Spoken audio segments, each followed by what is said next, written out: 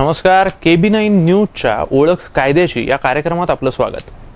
आज कायद्यांविषयी बोलायला आपल्याबरोबर आलेल्या आहेत अंधश्रद्धा निर्मूलन समितीच्या पुणे जिल्ह्याच्या कार्याध्यक्षा ॲडव्होकेट मनीषा महाजनजी. आज आपल्याशी त्या बोलणार आहेत. अंधश्रद्धा निर्मूलन कायदा नक्की काय आहे, त्या बाबतीत त्यांना आजपर्यंत आलेल्या अडचणी काय, हा कायदा संमत झाल्यानंतर त्यातून त्यांना नक्की काय सांगायचं आहे. स्वागत करूयात ॲडव्होकेट मनीषा महाजन. नमस्कार. नमस्कार मनीषाजी. अंधश्रद्धा निर्मूलन कायदा हा कायदा नक्की काय सांगतो, यातून काय अपेक्षित आहे? वास्तविक तुमचा प्रश्न खूपच मोठा आहे. त्याला मला टप्प्याटप्प्याने उत्तर द्यावं लागणार आहे. कारण अंधश्रद्धा निर्मूलन कायदा जो आहे, समाजामध्ये ज्या अनिष्ट रूढी आहेत किंवा अनिष्ट प्रथा ज्या आहेत समाजामध्ये, तर ह्या सगळ्या प्रथांच्या विरोधात 20-25 वर्षापूर्वी जेव्हा डॉक्टर दाभोळकरांनी हे काम सुरू केलं, अंधश्रद्धा निर्मूलन समितीचं काम पुण्यामध्ये 1989 साली हे काम सुरू झालं. आणि त्यावेळेला त्यांना ह्या कायद्याची गरज वाटायला लागली. जसं जसं ते समाजात काम करायला लागले की अंधश्रद्धा निर्मूलन करणं हे काही सोपं काम नाही, हे फार अवघड आहे आणि सोबतच ह्याला एक चांगला कायदा पाहिजे असं एक त्यावेळेला जाणवलं. आणि म्हणून जेव्हा ह्या कायद्याची निर्मिती करायला सुरुवात झाली, जेव्हा ह्यांना वाटलं की हा कायदा करावा, त्यावेळेला सत्यरंजन साठे सर जे ILS लॉ कॉलेजचे प्रिन्सिपल होते, नंतर मिसार सर जे पोलीस आयुक्त होते, डॉक्टर दाभोळकर, जस्टिस धर्माधिकारी, अशा सर्वांनी मिळून हा कायदा ड्राफ्ट केला. आणि हा कायदा ड्राफ्ट करत असताना त्यांच्या लक्षात आलं की हा कायदा खूप विस्तारित हवा आहे, म्हणून तो 27 कलमी कायदा होता. सुरुवातीला 27 कलमी कायदा होता आणि तो जेव्हा म्हणजे विधानसभेमध्ये तो ठेवला गेला त्यावेळेला त्याला ऑब्जेक्शन्स आले. आणि ऑब्जेक्शन्स आल्यानंतर तो कमी म्हणजे त्यातले बरेच मुद्दे गाळत कमी करत तो आज आपल्या समोर जो आलेला आहे, जो मंजूर झालेला कायदा आहे, तर तो आहे 12 कलमी कायदा आपल्या समोर आलेला. आणि ह्या कायद्याचं नाव सुद्धा फार मोठं आहे. महाराष्ट्र नरबळी आणि इतर अमानुष, अनिष्ट व अघोरी प्रथा व जादूटोना यांना प्रतिबंध घालण्याबाबत व त्यांचे समूळ उच्चाटन करण्याबाबत अधिनियम 2013 असा हा कायदा आहे. खूप मोठं नाव असलेला कायदा आहे आणि तेवढीच वर्ष त्याला पण लागलेली आहेत. कायद्याला संमत होता 18 वर्ष लागली. आणि ह्या कायद्यामध्ये जे काही सांगितलेले म्हणजे समाजामधली जी अनिष्ट प्रथा आहे, जे मी मगाशी बोलले, तर ते आपण थोडक्यात पाहूया. कारण कोणताही कायदा निर्माण होत असताना कायदा समाजामध्ये काहीतरी वाईट घडत असतं, काहीतरी चुकीच्या गोष्टी घडत आहेत आणि त्याच्यावरती प्रतिबंध घालण्यासाठी कायदा निर्माण होतो. आणि त्या नेमक्या काय आहेत त्या जरा आपण समजून घेऊयात. कारण कायद्याच्या प्रास्ताविकेमध्ये ते दिलेलं आहे. अज्ञानावर पोसल्या जाणाऱ्या अनिष्ट व दुष्ट प्रथांपासून समाजातील सर्वसामान्य लोकांचे संरक्षण करण्याच्या दृष्टीने आणि समाजातील सर्वसामान्य लोकांचे शोषण करण्याच्या व त्याद्वारे समाजाची घडीच विस्कटवून टाकण्याच्या दुष्ट हेतूमुळे भोंदू लोकांनी सर्वसामान्यतः जादूटोना म्हणून ओळखल्या जाणाऱ्या तथाकथित अलौकिक शक्तीच्या किंवा अद्भुत शक्तीच्या किंवा भूतपिशाच्य यांच्या नावाने निर्माण झालेल्या नरबळी आणि इतर अमानुष, अनिष्ट, दुष्ट व अघोरी प्रथांचा मुकाबला करून त्याचे समूळ उच्चाटन करण्याच्या दृष्टीने समाजामध्ये जनजागृती व सामाजिक जाणीव निर्माण करण्याकरिता, तसेच समाजात निकोप व सुरक्षित वातावरण निर्माण करण्याकरिता आणि त्यांच्याशी संबंधित किंवा अनुषंगिक बाबींसाठी तरतूद करण्याकरिता अधिनियम. म्हणजे हा जो कायदा आहे, हा समाजामध्ये ज्या काही अनिष्ट रूढी चाललेल्या आहेत किंवा आहेत, आजही समाजामध्ये ह्या घडतायत. आज सुद्धा मुंबईसारख्या ठिकाणी नरबळीचे प्रकार घडतायत. कारण मागे 2 वर्षापूर्वी आपण ऐकलं असेल, 2-3 वर्षापूर्वी, की छोटी 2 लहान मुलं होती, छोटीशी अगदी 2 वर्षाची आणि 4 वर्षाची मुलं होती. त्यांच्या अंगावरती चादर टाकून त्यांची आत्या त्यांच्या अंगावरती नाचली. कारण त्यांच्या अंगात भूत गेलेलं आहे आणि ते भूत काढण्यासाठी ती त्याच्यावर नाचली, त्या मुलांच्या अंगावर, आणि त्या मुलांचा बळी गेला. त्यावेळेला हा कायदा अस्तित्वात नव्हता. तेव्हा आम्ही म्हणजे अंधश्रद्धा निर्मूलन समितीचे सर्व कार्यकर्ते, मुंबई स्थानिक कार्यकर्ते आणि डॉक्टर दाभोळकर स्वतः मुख्यमंत्र्यांकडे खूप खेट्या मारल्या डॉक्टरांनी. आणि त्यावेळेला ह्या प्रकारानंतर सुद्धा सांगितलं की समाजामध्ये हे प्रकार आज 21व्या शतकात हे प्रकार घडतात आणि म्हणून ह्या कायद्याची गरज आहे आणि म्हणून हा कायदा संमत व्हावा, असं डॉक्टर दाभोळकरांनी मागणी केलेली होती. आणि त्या मागणीला आलं म्हणजे यश आलं, पण डॉक्टरांच्या खुनानंतर ह्या मागणीला यश आलं. हे एकच आम्हाला म्हणजे कार्यकर्त्यांना एक दुःख किंवा दुःखद गोष्ट आहे. बाकी हा कायदा समाजासाठी गरजेचा आहे, समाजात तो अस्तित्वात आलं ह्याचा आम्हाला आनंदही आहे. म्हणजे एका डोळ्यात अश्रू आणि एका डोळ्यात आनंद अश्रू अशी आमची अवस्था आहे आज. नाही, अर्थातच दाभोळकरांचं असं औचित्य निघून जाणं काही कारणाने असेल, पण ते ही एक खूप मोठी शोकांतिका फक्त महाराष्ट्र राज्यावरती नाही तर अख्ख्या देशावरती आली होती. यामागची भूमिका, या कायद्यामागची भूमिका, तुमचे विचार तुम्ही या सगळ्यात स्पष्ट केलेत. एक सामान्य माणसाला अगदी जाता जाता पडणारा अगदी सामान्य बेसिक प्रश्न आपण ज्याला म्हणतो तशातला एक प्रश्न मला असा विचारावासा वाटतो. जे तुम्ही कायद्याचं नाव सांगितलं आता किंवा त्याच्या अंतर्गत येणाऱ्या जे काही शासकीय शब्दामध्ये ते नक्की काय आहे हे तुम्ही सांगितलं. मुळात श्रद्धा आणि अंधश्रद्धा याच्यामधली रेघ ही कशी ओळखावी? वास्तविक श्रद्धा आणि अंधश्रद्धा ह्या दोन गोष्टी तशा फार अवघड आहेत सांगायला गेलं तर. कारण श्रद्धा म्हटलं प्रत्येक माणूस म्हणतो. म्हणजे जेव्हा डॉक्टर स्वतः व्याख्यान देतात किंवा आम्ही जेव्हा बऱ्याच ठिकाणी जातो ह्या विषयावरती व्याख्यान द्यायला, तेव्हा लोक आमच्या समोर जेव्हा येतात ते म्हणतात की मॅडम तुम्ही काहीही म्हणा, पण आमच्या बाबांवर, आमच्या बुवांवर, आमचे गुरुजी आहेत किंवा आमच्या अजून कोणी आहेत त्यांच्यावरती गाढ श्रद्धा आहे बरं का. ते अंधश्रद्धा कोणतीच पसरवू शकत नाहीत असं आम्हाला वाटतं. तर ही श्रद्धा आणि अंधश्रद्धा फार वेगळी गोष्ट आहे. न्यायमूर्ती रानडेंनी याची व्याख्या केलेली आहे, श्रद्धेची व्याख्या. तर श्रद्धा आणि अंधश्रद्धा ह्यातला थोडासा फरक आपल्याला त्या व्याख्येतून कळू शकतो. त्याच्यामध्ये त्यांनी असं सांगितलेलं आहे की न्यायमूर्ती रानडेंची ही व्याख्या आहे की उत्कटपणे कृतिशील झालेली विवेकशक्ती, उत्कटपणे कृतिशील झालेली विवेकशक्ती म्हणजेच श्रद्धा असं त्यांचं म्हणणं आहे बरं का. तर ही जेव्हा विवेकशक्ती चुकीच्या मार्गाने जात असते त्यावेळेला अंधश्रद्धेचा निर्माण होतो, अंधश्रद्धा तयार होते. अंधश्रद्धा तयार होण्यामागची मानसिकता आहे आपल्या समाजाची घडी जर आपण बघितली, याच्यामध्ये बऱ्याच रूढी आणि परंपरा आपल्याकडे पाळल्या जाव्यात म्हणून अट्टहास असतो, त्या मोडू नयेत. म्हणजे कितीही सून शिकली, कितीही मुलगा शिकला तरी त्यांनी ह्या रूढी परंपरा तोडू नयेत, ह्या त्यांनी पाळाव्यात. यासाठी आपल्या समाजाची घडी म्हणजे समाजामध्ये अशा पद्धतीचे संस्कार केले जातात. आणि जेव्हा कोणी ही म्हणजे रूढी परंपरा तोडण्याची भाषा करतो तेव्हा त्याला चुकीचं ठरवलं जातं समाजामध्ये. आणि म्हणून अंधश्रद्धा पाळू नयेत असं जेव्हा आपण म्हणतो त्यावेळेला अंधश्रद्धा न पाळण्यामागे ऍक्च्युली महात्मा फुलेंनी पुण्यामध्ये ह्या गोष्टीची सुरुवात केलेली होती. अंधश्रद्धा निर्मूलनाचं काम आपण केलं पाहिजे समाजाच्या सुधारणेसाठी असं महात्मा फुलेंनी 200 वर्षापूर्वी, पावणे 200 वर्षापूर्वी सांगून ठेवलेलं आहे. तरी सुद्धा आज जेव्हा अंधश्रद्धा निर्मूलन समिती काम करते तेव्हा अंधश्रद्धा निर्मूलन समितीला अनेक प्रकारे विरोध केला जातो समाजामधून. आणि त्यांचे विरोध करण्याची वेगवेगळी कारणं आहेत किंवा आमचं कार्य न समजून घेणं हे सुद्धा त्याच्या मागचं खूप मोठं कारण असू शकतं. अंधश्रद्धा निर्मूलन समिती हे कधीही कोणत्याही देवाबद्दल, धर्माबद्दल आजपर्यंत आम्ही बोललेलो नाहीये. अंधश्रद्धा निर्मूलन समिती फक्त समाजामध्ये ज्या चुकीच्या गोष्टी आणि त्यातनं जे शोषण होतं, म्हणजे सामान्य माणसाचं जे शोषण होतं त्या शोषणातून त्याची मुक्तता व्हायला पाहिजे आणि तो अंधश्रद्धेला बळी पडू नये हा त्याच्या मागचा उद्देश आहे. आणि अंधश्रद्धा निर्मूलन समितीने ह्याच्या मागे 21 लाखाचं बक्षीस जाहीर केलेलं आहे की तुम्ही चमत्कार किंवा असे कोणत्याही पद्धतीचं म्हणजे आध्यात्मिक शक्ती किंवा चमत्कार किंवा ज्योतिषशास्त्र किंवा अजून कोणत्याही प्रकारचं तुम्ही सिद्ध करून दाखवा आणि आमच्याकडनं 21 लाख रुपये जिंका असं आम्ही आव्हान दिलेलं आहे. आणि आज गेली 25 वर्षामध्ये हे आव्हान कोणीही स्वीकारलेलं नाहीये. आणि त्याच्या पुढे आम्ही असंही सांगितलेलं आहे की तुम्ही आव्हान स्वीकारा, तुमचा चमत्कार सिद्ध करून दाखवा वैज्ञानिक दृष्ट्या, आणि समितीचं काम आम्ही बंद करणार, 21 लाख तुम्हाला बक्षीस देणार. पण हे 25 वर्षात हे कुणाकडनंही शक्य झालेलं नाहीये. आणि म्हणून समितीला समाजामध्ये हे काम करण्याची गरज वाटते.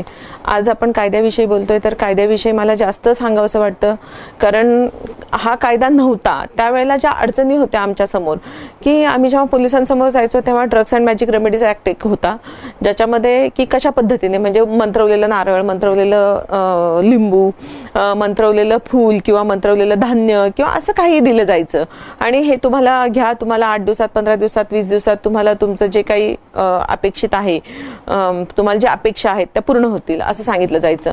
आणि ही दादांत फसवणूक होती लोकांची, आणि 15 दिवसांनी 20 दिवसांनी त्याला कोणतंही फळ प्राप्त होत नव्हतं आणि तो फसवलं गेल्याचं त्या माणसाला म्हणजे कळत होतं. पण कायदा नसल्यामुळे फसवणुकीचा गुन्हा होत होता. पण ते सुद्धा तुम्हाला फसवणूक म्हणजे पैसे दिल्याचे पुरावे, ते काही मंत्रवलेल्या वस्तू मिळाल्याचे पुरावे, हे सगळे तुम्हाला देता आले तर 420 प्रमाणे गुन्हा व्हायचा. भारतीय दंड कलम 420 प्रमाणे तो गुन्हा व्हायचा. पण हा कायदा आता अस्तित्वात आल्यानंतर ह्या 6 महिन्यातला म्हणजे ऑगस्टमध्ये याचं विधेयक आलं आणि डिसेंबरमध्ये कायदा मंजूर झाला. तर ऑगस्ट पासून ते आजपर्यंत 60च्या वर गुन्हे दाखल आहेत. आज 60च्या वर गुन्हे दाखल आहेत. म्हणजे रितसर त्याच्यामध्ये FIR झालेली आहे, गुन्हेगारांना अटक झालेली आहे. म्हणजे असं ते जादूटोना किंवा आध्यात्मिक शक्ती असल्याचं किंवा अजून काही कोणत्याही पद्धतीची फसवणूक करणारा जो माणूस आहे तर त्याला अटक झालेली आहे. काहीमध्ये PC झालेली आहे, म्हणजे पोलीस कस्टडी झालेली आहे, आणि बरेच दिवस आतमध्ये राहून त्यांना नंतर जामीन वगैरे मिळालेला आहे. आणि चांगल्या पद्धतीने 60, आणि हे सगळे गुन्हे म्हणजे अंधश्रद्धा निर्मूलन समिती काम करते म्हटलं, सगळे गुन्हे अंधश्रद्धा निर्मूलन समितीच्या पाठपुराव्यामुळे झालेले नाहीयेत. ह्यातले केवळ 6 ते 7 गुन्हे फक्त आम्ही म्हणजे समितीच्या कार्यकर्त्यांनी पाठपुरावा केला तेव्हा झालेले आहेत. बाकीचे जे गुन्हे आहेत म्हणजे 55 गुन्हे साधारण आपण धरूयात, ते उत्स्फूर्तपणे लोकांनी केलेले आहेत. की कायदा निर्माण झाल्यानंतर लोकांना कळलं रे आपली फसवणूक झालेली आहे आणि हा कायदा आहे, आपण पोलिसांकडे गेलं पाहिजे आणि ह्या माणसाबद्दल आपण तक्रार केली पाहिजे. ही जी जागरूकता निर्माण झालेली आहे समाजामध्ये, तर हा कायदा निर्माण झाल्यानंतर किंवा कायदा अस्तित्वात आल्यानंतर हे उत्स्फूर्तता लोकांमध्ये आलेली आहे. आणि आज जेव्हा 60 केसेस आपण म्हणतोय 6 महिन्यात, तर अशा खूप केसेस अजून पेंडिंग आहेत. म्हणजे ज्याच्यामध्ये इन्व्हेस्टिगेशन चालू आहे, ज्याच्यामध्ये आमच्याकडे समितीकडे तक्रारी आलेल्या आहेत पण आम्हाला पुरावे अजून मिळालेले नाहीयेत किंवा अजून पोलिसांचा तपास पूर्ण झालेला नाहीयेत. अशा अजून 20, 25, 30 केसेस आहेत. आणि त्या केसेस जर झाल्या तर टोटल 80 ते 90 केसेस ह्या पूर्ण येऊ शकतात ह्या कायद्याच्या अंतर्गत दाखल झालेल्या. तर अशा पद्धतीचे गुन्हे दाखल होत आहेत आणि समाजामध्ये ह्या कायद्याबद्दलची जागृती निर्माण होतीये. आणि साइड बाय साइड म्हणजे सायमल्टेनियसली अंधश्रद्धा निर्मूलन समिती म्हणजे महाराष्ट्र अंधश्रद्धा निर्मूलन समिती 9 मार्चला महाडला 14 तळ्यापासून आम्ही एक उपक्रम सुरू केला. त्याच्यामध्ये आम्ही पूर्ण महाराष्ट्रभर फिरून 1 जून पर्यंत म्हणजे 9 मार्च ते 1 जून या कालावधीमध्ये महाराष्ट्रभर फिरून प्रत्येक म्हणजे महाराष्ट्रातल्या जिल्ह्यामध्ये खेडेगावांमध्ये जिथपर्यंत आपल्याला जाता येईल तिथपर्यंत जाऊन या कायद्याविषयी प्रबोधन करून चित्रमय पुस्तिका आहे आमची एक, तर ती चित्रमय पुस्तिका आम्ही 5 ते 10 रुपये अशी तिची किंमत आहे, 5 रुपये 10 रुपये त्या किमतीमध्ये ते विकायची. लोकांना कायद्याबद्दलची जागृती माहिती सांगणं आणि कायदा नेमका काय आहे म्हणजे वेळ आली तर कायदा पूर्ण वाचून दाखवणं, कायदा पूर्ण वाचून दाखवणं, लोकांपर्यंत सांगणं. आणि ही यात्रा आता पुण्यामध्ये एक्सपेक्टेड आहे 18, 19, 20 तारखेला. येत्या मेच्या 18, 19, 20 तारखेला ही यात्रा पुण्यात येणार आहे. आणि त्यावेळेला लोणावळ्याला एक कार्यक्रम ठरलेला आहे, भोर बारामतीला एक कार्यक्रम आम्ही ठरवतोय. आणि 20 तारखेला जो डॉक्टरांचा खून झालाय त्याला 9 महिने पूर्ण होतील, तर तिथं आपल्या बालगंधर्वच्या पुलावरती त्याची निदर्शनं होतील आणि कायद्याविषयी माहिती पण सांगण्यात येईल लोकांना. अशा पद्धतीने ह्या कायद्याविषयी माहिती सांगण्याचं काम जे वास्तविक पाहता हे राज्य सरकारचं काम आहे. कारण सरकारचा कायदा आहे हा, काय अंधश्रद्धा निर्मूलन समितीचा कायदा नाहीये. हा कायदा निर्माण व्हावा यासाठी समितीने पाठपुरावा केला. म्हणजे डॉक्टर दाभोळकरांसकट इतर 5000 कार्यकर्ते जे समितीचे पूर्ण महाराष्ट्रभर, ह्या लोकांनी अथक मेहनत घेतली, परिश्रम केले, पाठपुरावा केला, तेव्हा कुठे हा कायदा निर्माण झालेला आहे. आणि कोणताही कायदा जेव्हा निर्माण होतो त्याच्यानंतर राज्य सरकारची ती जबाबदारी असते की ह्या कायद्याबद्दलची जनजागृती करून लोकांमध्ये हा कायदा पोहोचवणं.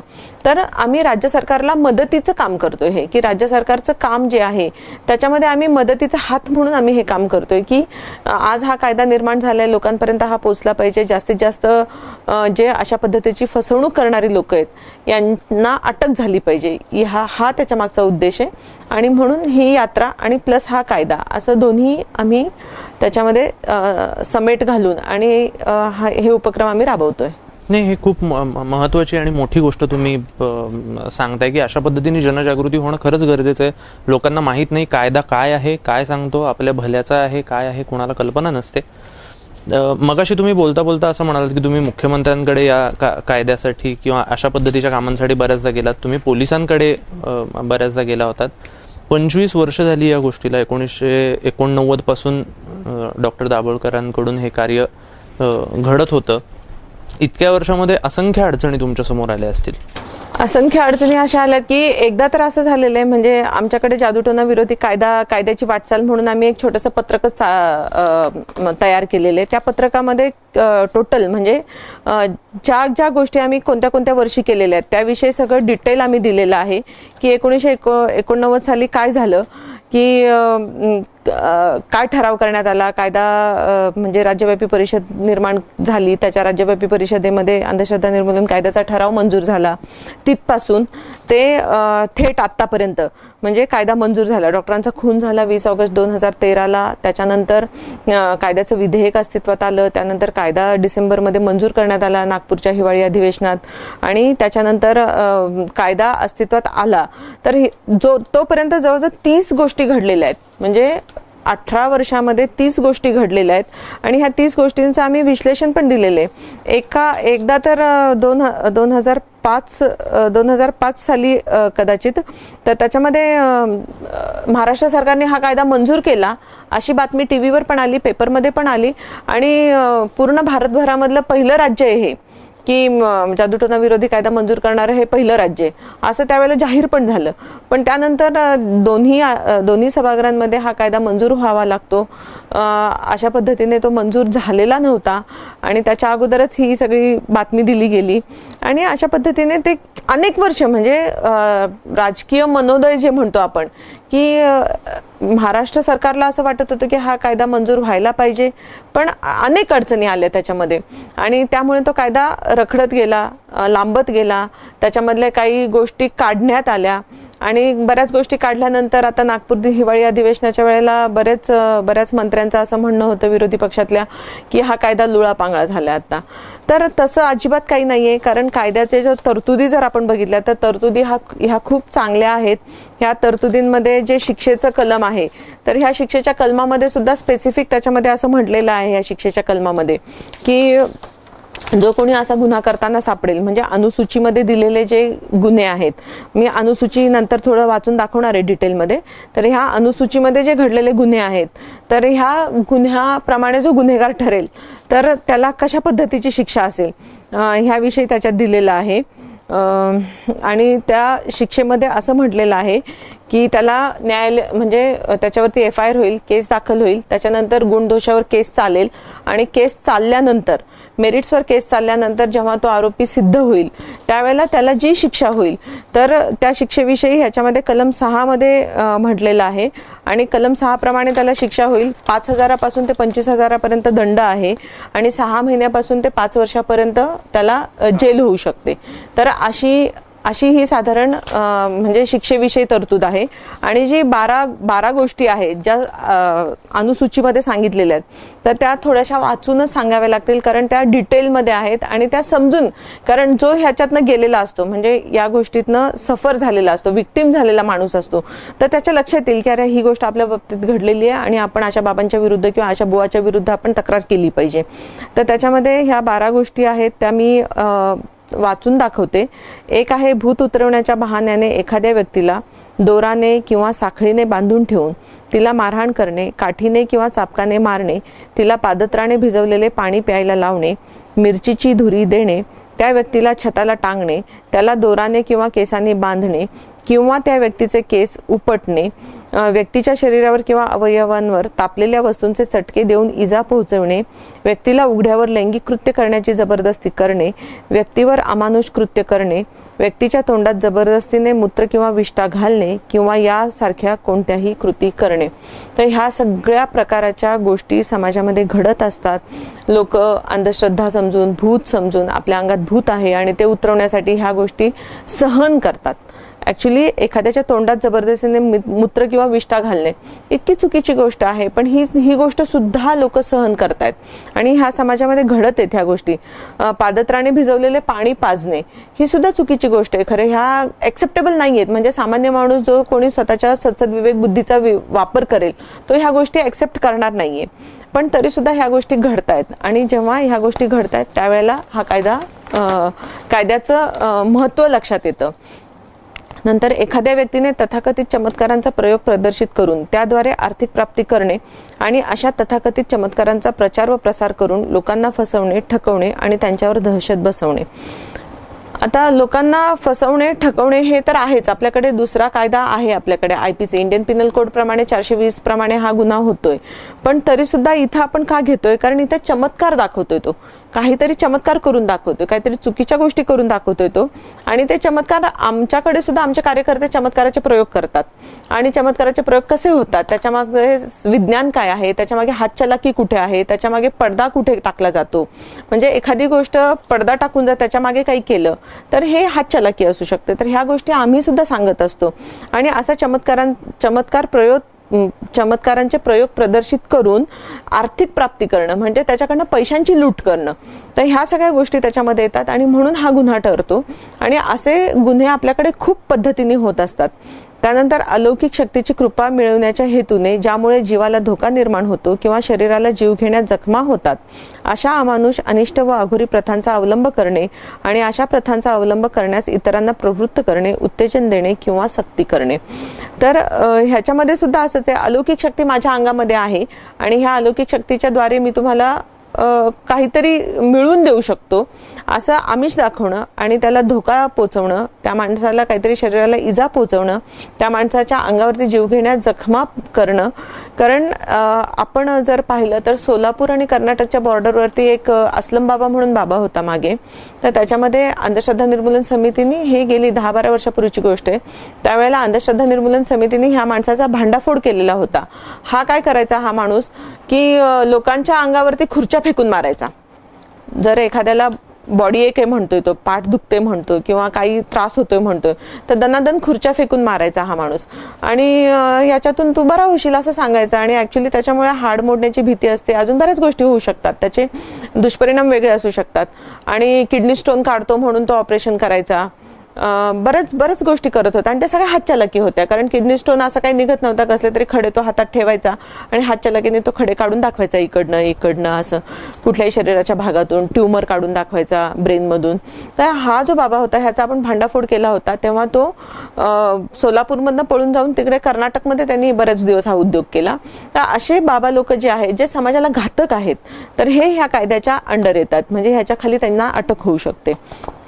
नंतर मौल्यवान वस्तू, गुप्तधन आणि जलस्रोत यांचा शोध घेण्याच्या बहाण्याने वा तत्सम कारणाने करणी, भानामती या नावाने कोणतेही अमानुष, अनिष्ट व अघोरी कृत्य आणि जादूटोना करणे आणि जारणमरण यांच्या नावाने त्यासारख्या अन्य कारणाने नरबळी देणे किंवा देण्याचा प्रयत्न करणे किंवा अशी अमानुष कृत्य करण्याचा सल्ला देणे, त्याकरिता प्रवृत्त करणे अथवा प्रोत्साहन देणे.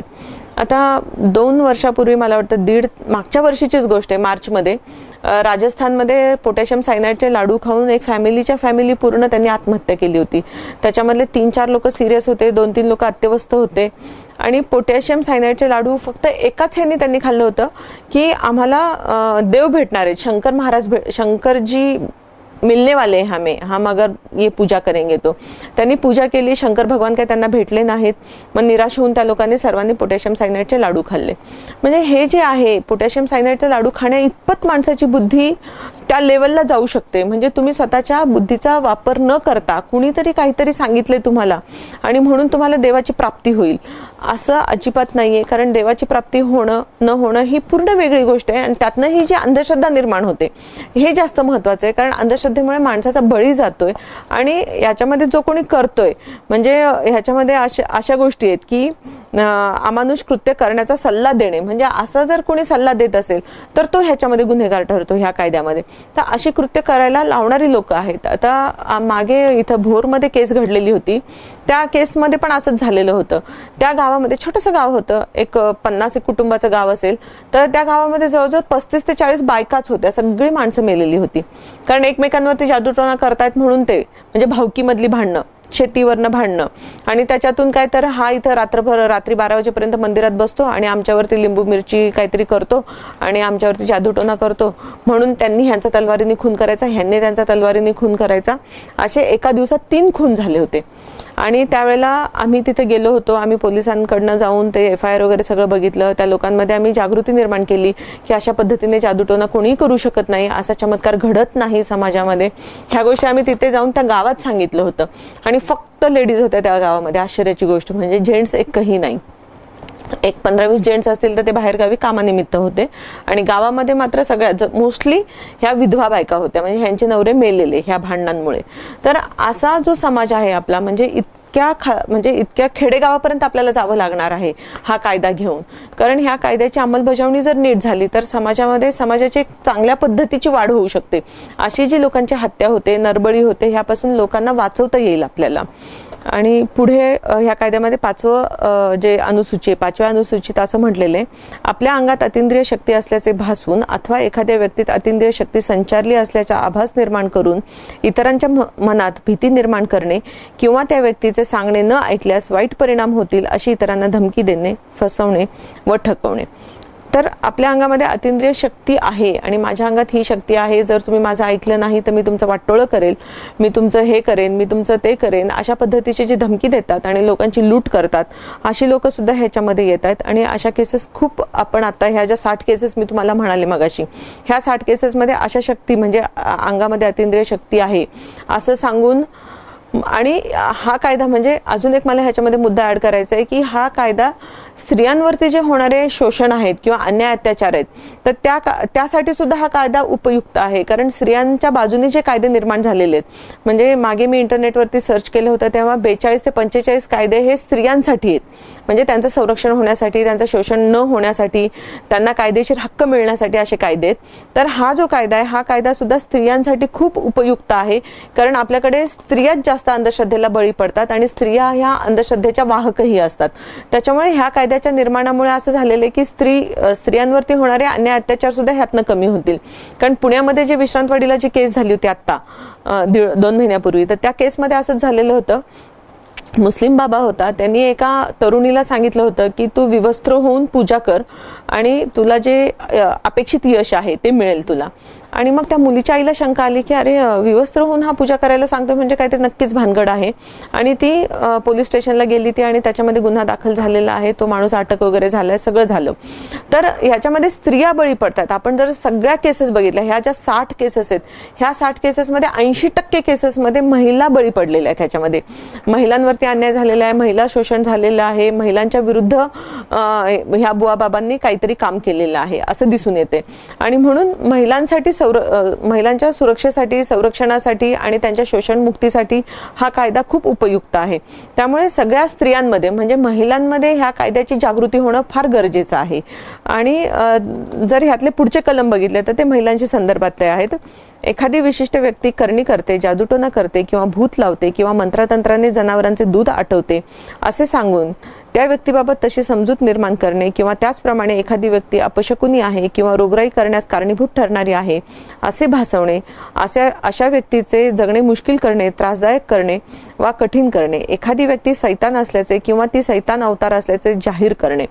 ह्या प्रकारामध्ये जर आपण बघितलं तर विदर्भामध्ये आणि खानदेशामध्ये हा प्रकार आपल्याला बघता येईल की तिथे धिंड काढली जाते आणि ह्याच्यामधल्या विक्टिम जास्तीत जास्त महिला असतात आणि बऱ्याचदा त्यांना त्यांची विवस्त्र धिंड काढली जाते.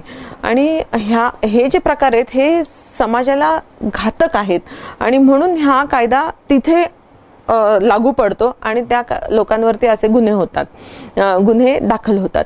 नंतर 7व्यामध्ये जारण मरण करणे किंवा चेटूक केल्याच्या नावाखाली एखाद्या व्यक्तीला मारहाण करणे, तिची नग्नावस्थेत धिंड काढणे किंवा तिच्या रोजच्या व्यवहारांवर बंदी घालणे. तर ही जी डाकीन प्रथा आहे, आपण जे खानदेशात म्हणतो किंवा विदर्भात म्हणतो डाकीन प्रथा म्हणून आहे, तर ह्या डाकीन प्रथेमध्ये असं होतं की ती महिला असते आणि ती महिला गावावरती करणी करते असं म्हटलं जातं आणि त्या बाईला गावातल्या प्रत्येक व्यवहारात म्हणजे तिला चहा पावडर आणणं, साखर आणणं, किराणा भरणं, दूध आणणं किंवा जे काही आपण दैनंदिन व्यवहार करतो त्या व्यवहारावर तिला बंदी घातली जाते, तिला गावाबाहेर ठेवलं जातं, तिला गावात येऊ देत नाहीत आणि इथं सुद्धा स्त्रीच बळी पडते, हे महत्वाचं आहे. आणि म्हणून हा कायदा तिला जास्त म्हणजे तिच्या शोषणमुक्तीसाठी चांगला आहे. मंत्राच्या साहाय्याने भूतपिशाचांना आव्हान करून किंवा भूतपिशाचांना आव्हान करीन अशी धमकी देऊन सर्वसामान्य जनतेच्या मनात घबराट निर्माण करणे, एखाद्या व्यक्तीला शारीरिक इजा होण्यास भूताचा किंवा अतिंद्रिय अतींद्रिय शक्तीचा कोप असल्याचा समज करून देणे आणि तिला वैद्यकीय उपचार घेण्यापासून रोखून त्याऐवजी तिला अमानुष, अनिष्ट व अघोरी कृत्य व उपाय करण्यास प्रवृत्त करणे, जादूटोना अथवा अमानुष कृत्य करून किंवा तसा आभास निर्माण करून एखाद्या व्यक्तीला मृत्यूची भीती घालणे, शारीरिक वेदना करण्याची किंवा तिचे आर्थिक नुकसान करण्याची धमकी देणे. ह्याच्यामध्ये सगळे जे काही मी प्रकार मगाशी सांगितले ते सगळे प्रकार इन्क्लूड होतात. आणि ह्याच्यानंतर कुत्रा, साप किंवा विंचू चावल्यास एखाद्या व्यक्तीला वैद्यकीय उपचार घेण्यापासून रोखून किंवा प्रतिबंध करून त्याऐवजी मंत्र, तंत्र, गंडे, दोरे किंवा यासारखे उपचार करणे. आता कुत्रा, साप किंवा विंचू जर चावला असेल तर याच्यामध्ये कुत्र्यासाठी रेबीज हा आजार होतो कुत्र्यापासून.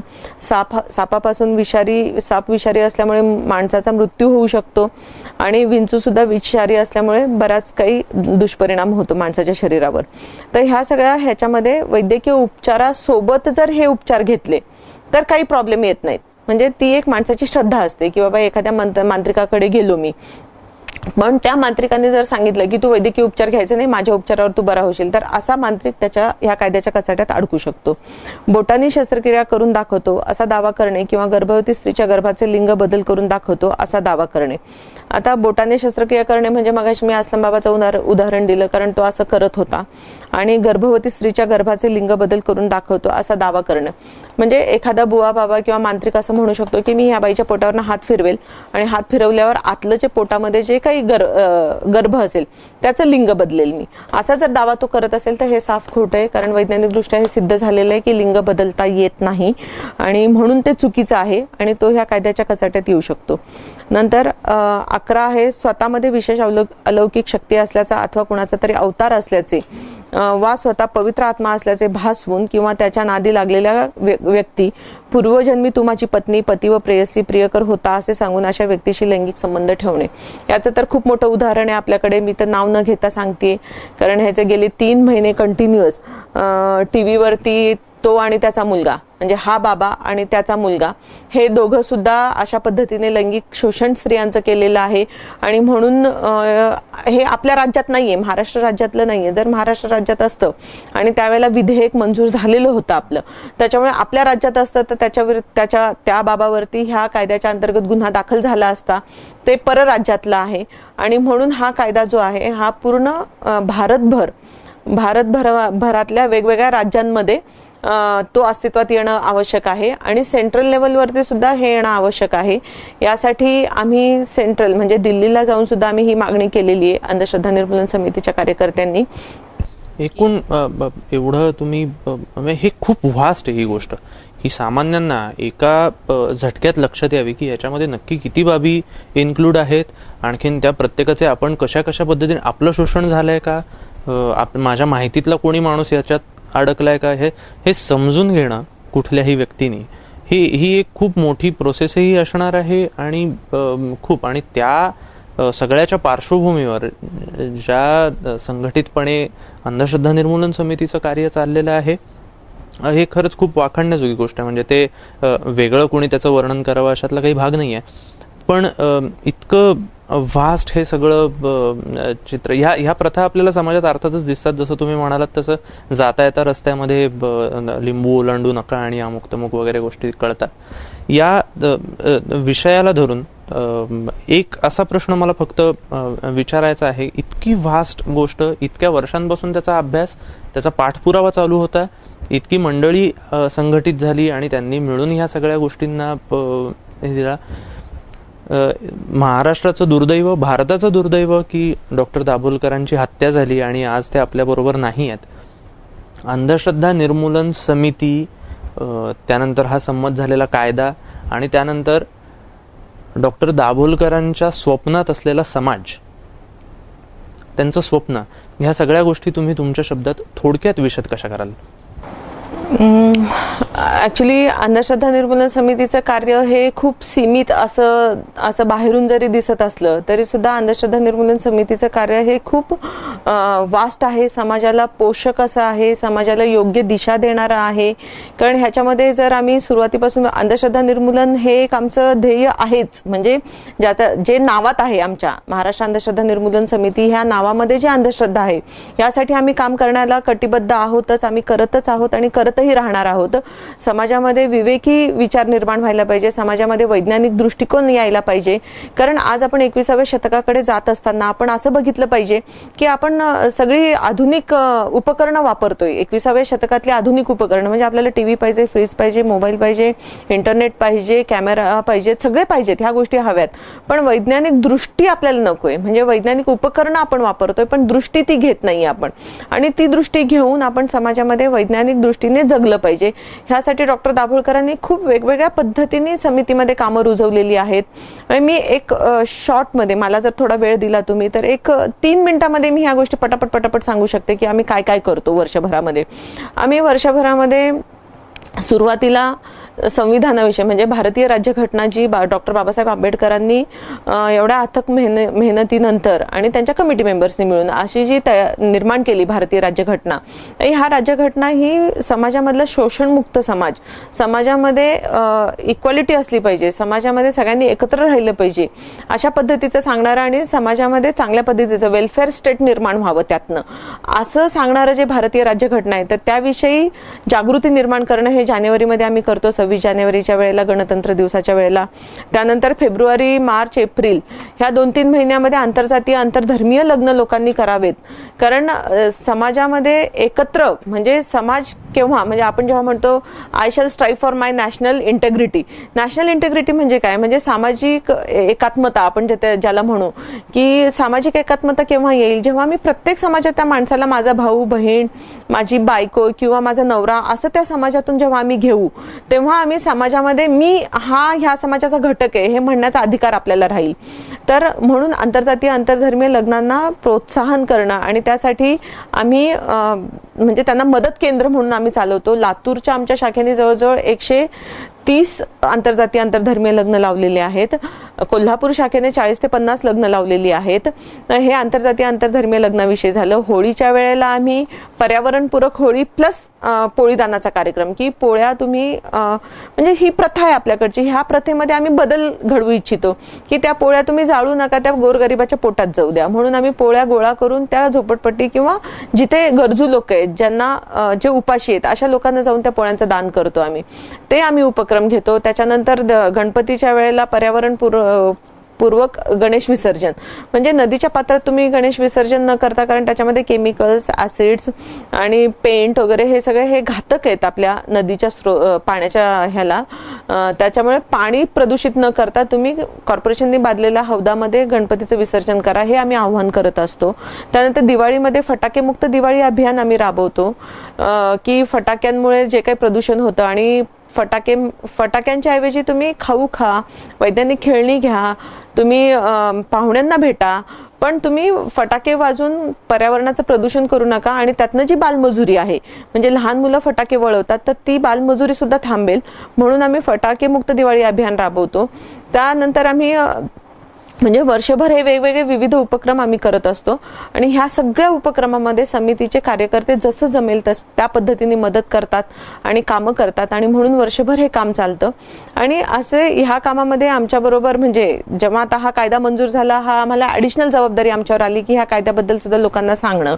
तर ही सगळी कामं करत असताना डॉक्टर दाभोळकरांचं एकच म्हणणं होतं की समाजामध्ये प्रत्येकामध्ये म्हणजे आंतरजातीय आंतरधर्मीय लग्न करत असताना आम्ही त्याच्यामध्ये प्रबोधन करत असताना हे पण सांगतो की हुंडा न देता, कारण हुंडा कायद्याने गुन्हा आहे. आणि परत लग्नावरती जो खर्च होतो त्यापेक्षा लग्नाचा खर्च तुम्ही कमी करा, सत्यशोधक पद्धतीने विवाह करा, रजिस्टर मॅरेजेस करा, कमी खर्चामध्ये लोकांमध्ये, कारण गरिबी खूप आहे आपल्या देशामध्ये आणि पैशांची अतोनात गरज आहे आपल्या समाजातल्या गरीब लोकांना. आणि तिथे तुम्ही हा पैसा वापरा, समाजाच्या उपयोगासाठी पैसा वापरा, असा वाया घालवू नका, असा तो उद्देश होता. आणि हा जो सगळा विचार आहे, डॉक्टर दाभोळकरांचा विचार म्हणा किंवा हा पुरोगामी विचार म्हणा, तर हा समाजामध्ये खूप एक चांगला पद्धतीचं समाज निर्माण करू शकतो ही आम्हाला खात्री आहे. आणि म्हणून आम्ही डॉक्टरांबरोबर काम केलेलं आहे आणि डॉक्टर नसताना सुद्धा आज आम्ही त्यांचे विचार समाजापर्यंत पोहोचवण्याचं आम्ही ठरवलेलं आहे आणि आम्ही ते अविरतपणे करणार आहे. आपण कुठल्याही फोटोसमोर, कुठल्याही व्यक्तीसमोर हात जोडतो. हे हात जोडताना जर त्यामागे दबाव असेल तर तिथे काहीतरी अयोग्य नक्की आहे. पण त्या व्यक्तीची इमेज, त्या व्यक्तीचं कार्य, ते व्यक्तिमत्व, हे सगळं बघून जेव्हा आपसूक हात जोडले जातील तेव्हा जे काही असेल त्याच्या मागे जे असतं ती श्रद्धा असते. हा अत्यंत साधा फरक आहे. अंधश्रद्धा निर्मूलन समिती या समितीच्या वतीनं डॉक्टर नरेंद्र दाभोलकर यांनी त्यांच्या पूर्ण कारकिर्दीमध्ये केलेलं या समितीच्या वतीनं झालेलं काम असेल आणि दाभोलकरांच्या नंतर त्यांची जी मंडळी आहेत जी हे कार्य पुढे घेऊन जात आहेत त्या सगळ्यांना त्यांचं कार्य, त्यांचं इप्सित साध्य व्हावं अशा शुभेच्छा आपण यातनं देऊ शकतो. ॲडव्होकेट मनीषा महाजन आज आपल्यासोबत इथे आल्या. त्यांनी अंधश्रद्धा निर्मूलन समितीचं कार्य आणि अंधश्रद्धा निर्मूलन समितीच्या कायद्याबाबत आपल्याला खूप महत्त्वाची माहिती दिली. त्याबद्दल त्यांचे धन्यवाद. ओळख कायद्याची या कार्यक्रमाअंतर्गत पुढच्या वेळी आपण अशाच एका कायदेतज्ञाला परत एकदा भेटणार आहोत. तेव्हा कुठेही जाऊ नका, पाहत रहा KB9 न्यूज.